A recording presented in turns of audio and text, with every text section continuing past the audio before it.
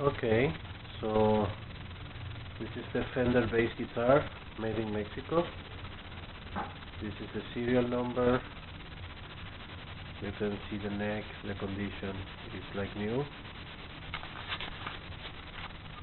This is the front face of the head. The bass is completely good condition. It's plugged already.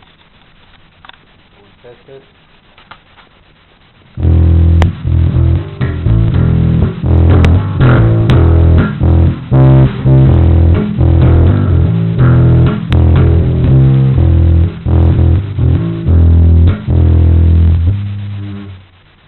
And you can see the back of the bass, like new.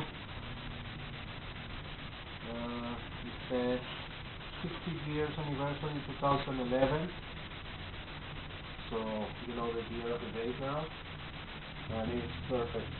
No dings, no marks, no scratches, no nothing.